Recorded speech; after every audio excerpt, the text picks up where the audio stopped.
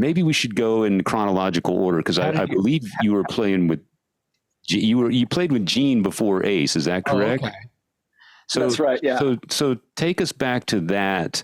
How does that initial offer land on the table? Is it an audition? I mean, did you hear about a line you had to stand in? What was... No, it came from Ryan Cook. Ryan knew Gene and kind of knew Doc and all that world more. You know, we'd met them and a couple times, but Ryan kind of knew him. And Ryan had a band called Big Rock Show that Jeremy Asbrock was in, and they had done almost every Kiss cruise.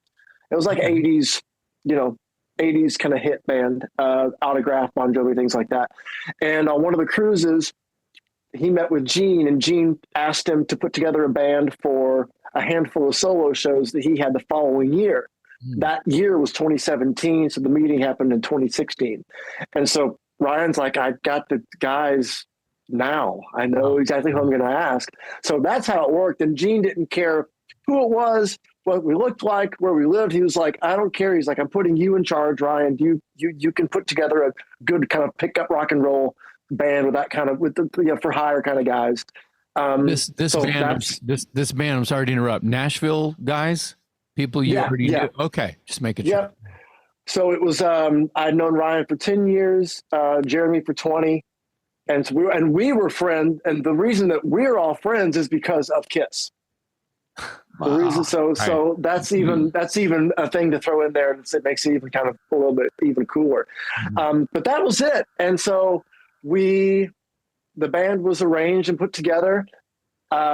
Gene came to Nashville for a rehearsal, and it went extremely well. And he was like, you know, we'd met him, but like it was in passing. It would never really, like, you know, working with him or anything. Right. It wasn't in an SRR rehearsal room, you know, working on arrangements of old R&B songs like we were doing. It was like, fuck, he's awesome. He's great. He just came in from minute one. He was immediately put us at ease. Working with him was great. He was asking all of us. He goes, "Oh, how should we end this? How can we get to?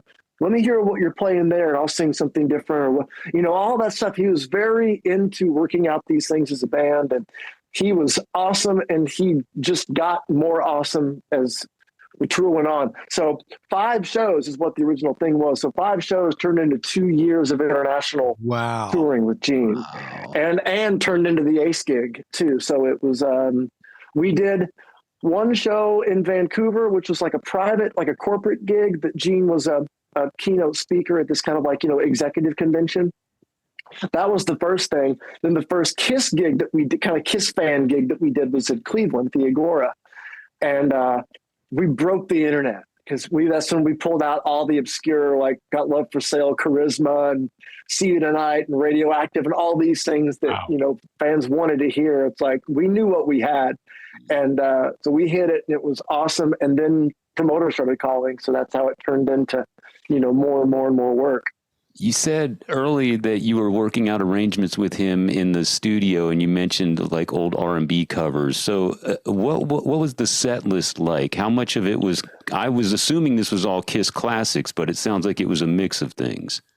Everything except that very first show was Kiss classics. The first one was like the private gig. So he felt, and probably that was a very good call, that they weren't going to know Charisma. They're not going to know See You in Your Dreams. They're not going to know that stuff like Kiss fans are. What kind of Kiss fan are those people that don't know Charisma and See You in Your Dreams? Exactly. I gotta go. They're not Kiss fans. I'm leaving if they don't know what those are anyway. Yeah, his point is they weren't Kiss fans. It was corporate. It was a corporate gig. A bunch of Okay, I understand. Yes, it was more casual. It was that the executive Fortune 500. Exactly. Yeah. It was one of those things. Speaker, yeah. Prominent, makes sense. Justin Trudeau was there. Wow. It was that kind of, it's that kind of a thing. So business presentation. We did the Kiss. Right. We did the big monster hits, but then we did like Money.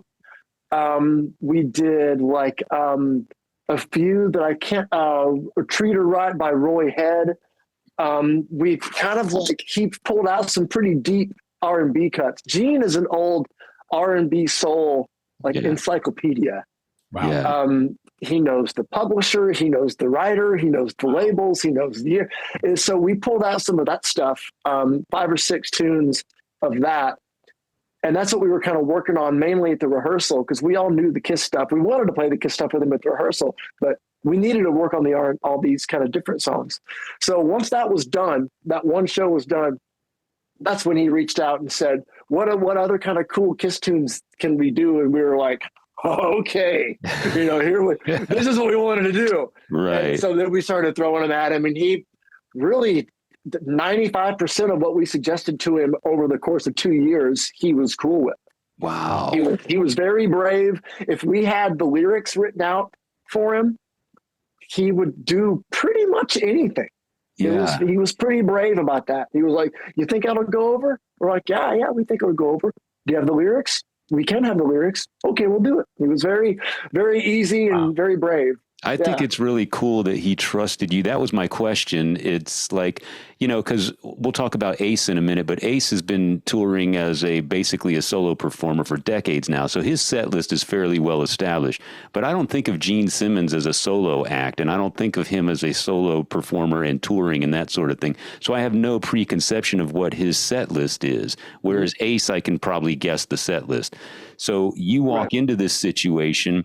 And that was my question, is how open was he to your suggestions? And it sounds like he was very open, and I think that's really cool of him. Was there anything he wouldn't play? Was there anything he refused? We tried like hell to get Love 'Em, Leave 'Em in there, and he wouldn't do it, and they just did it on the fucking cruise. So we tried like hell to get that one in there, and also Larger Than Life. He thought Larger Than Life. He's like, that one's kind of slow. I'm like, yeah, but that's what's good about it. It would be so heavy with all three of us. And we tried like hell for those two. But everything else, he was like, great. He was cool with. Some things stayed the whole time. Like, I think Charisma stayed every show. That one we played really well. It's got those very cool, odd vocal harmonies in there too. And we all sang too. So that was very cool. We had a 5-piece band, and we had no crew, none. It was just the 5 people traveling together. So we were with Gene all the time. We traveled with him.